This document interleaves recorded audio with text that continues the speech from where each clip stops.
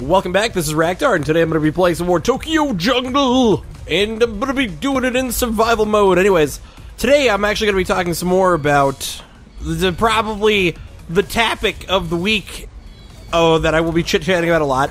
In fact, I'll probably be doing, like, starting today, maybe, like, daily Tokyo Jungle videos for the week, because there's just so much to talk about fucking E3. Now, I might actually even put out 2 videos today, because I recorded an extra video the other day that wasn't really about E3, but I gotta stay relevant with the E3 stuff because there's so much to cover. But anyways, so, man, yesterday was like a super big day with a lot of shit going on, and I think I kept on saying it.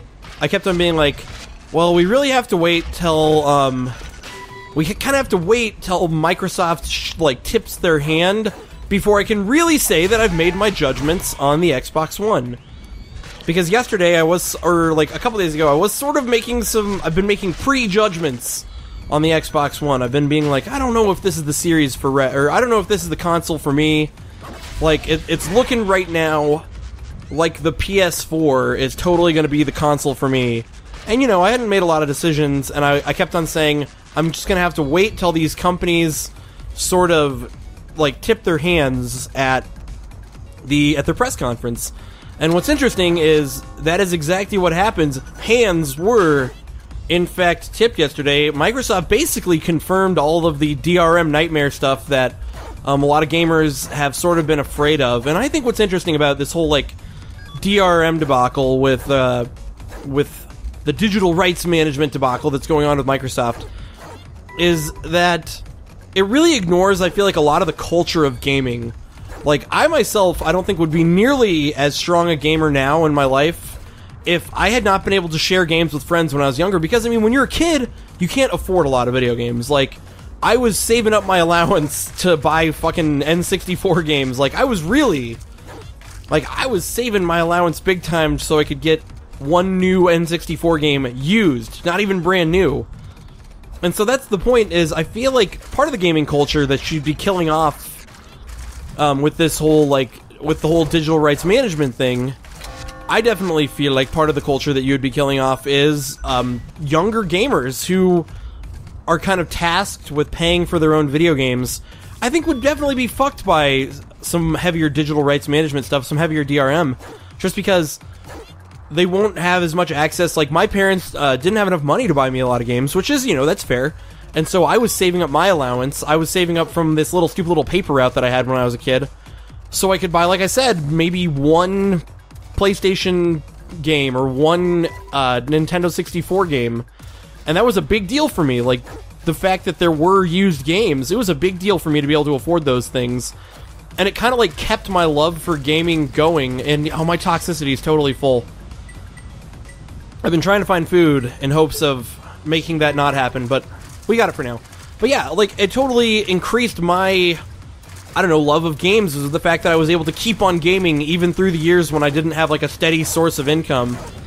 And, like, a part of that was, you know, when you finish a game that your friend didn't, their parents didn't buy them, you loan that game to them, and vice versa. You know, your friend would loan their game to you. And it was sort of a thing, in my opinion, where it's like, you're kind of, like, loaning those games around. Oh, shit, they saw me. But yeah, you're just kind of, like, loaning your games all about. And it's, like, a big deal to be able to lend your games to friends and have your friends lend their games to you. Just because, oh, that way, you know, you get to play more games, even on a low budget. And I think, like, with the whole crushing DRM thing, you have a huge problem where all those low-budget gamers who maybe aren't going to be able to buy a lot of games in their youth, you're going to kill them off. Like, they're not going to be as interested in games in their teenage years because they won't be able to afford them. And I mean, then where's your next generation? Oh, crap, that's toxic now. Shit.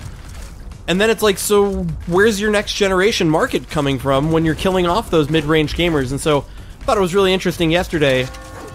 I kind of rubbed salt in the wound when Sony was like, oh yeah, there's going to be no DRM.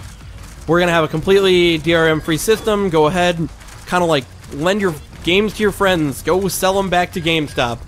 And I don't know, to me, that's a big deal in the gaming world. Like, I think it's big because it respects the gaming culture. I mean, I think that's one huge thing.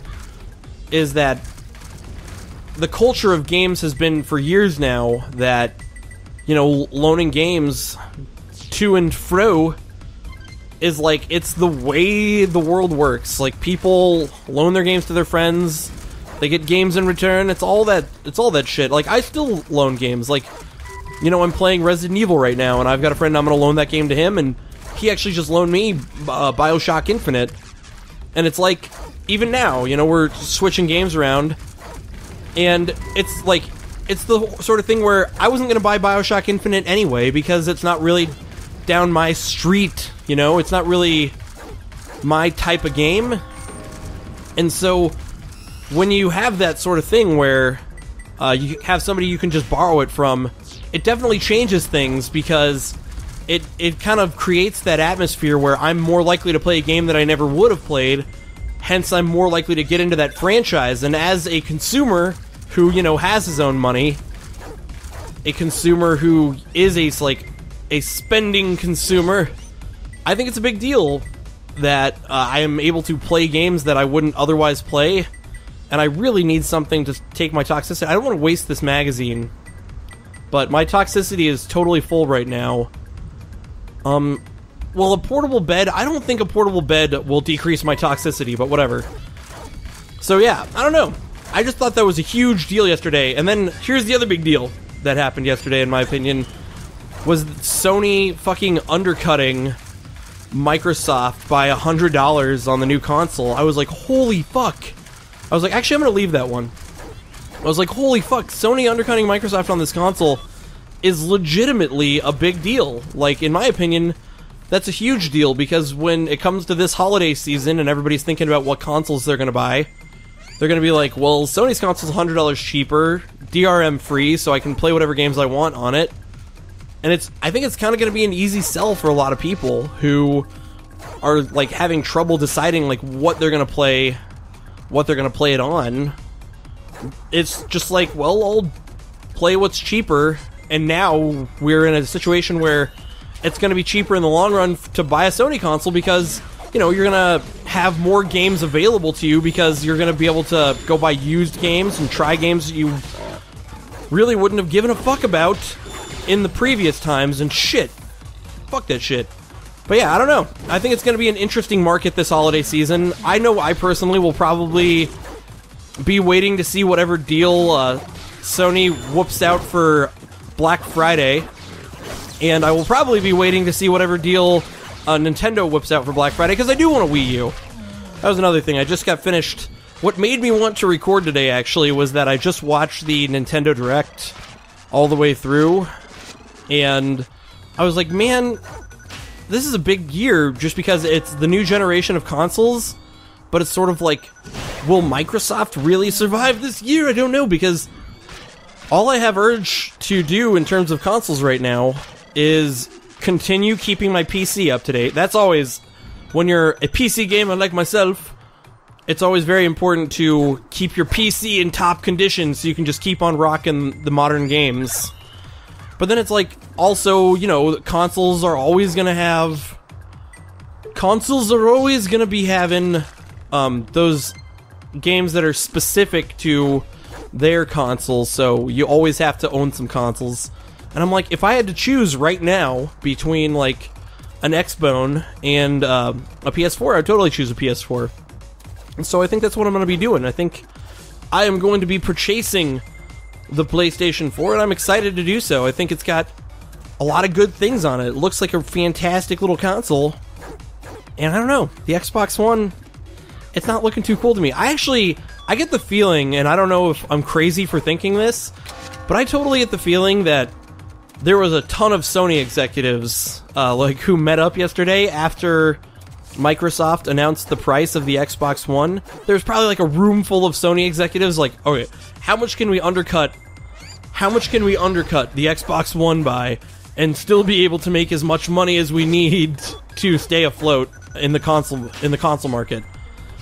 And so they probably picked the lowest, like, they probably went to the lowest end of their price spectrum to decide on a price. And I'm sure that since Microsoft, they kind of, like, forced Microsoft into announcing a price first, which was a tricky strategy. Like, I think Sony purposely stayed silent on their announcing front for a long time, and the reason that I think they stayed silent on the announcing front for a long time was because they were totally like, alright, here's what we're gonna do. We're not gonna mention our price in any videos for a long, long time until Microsoft finally announces their price, which has to be at E3, and since the Microsoft press conference was first, they're like, now we can sort of tailor our price to be more competitive with Microsoft. Like, I feel like a lot of decisions were probably made, like, post-whenever. Like, they were made after the fact that they had, like, seen Microsoft's hand sort of get tipped. I don't know. It's a pretty interesting situation in terms of consoles, and that's my E3 update for now, because, like I said, that's what I want to chat about right now, and this is a great video series to chat about E3, because the gameplay is not going to be, like, changing drastically anytime soon. But anyways, I think this is a fantastic place to end this episode right here. This has been Raktar. Thank you for watching.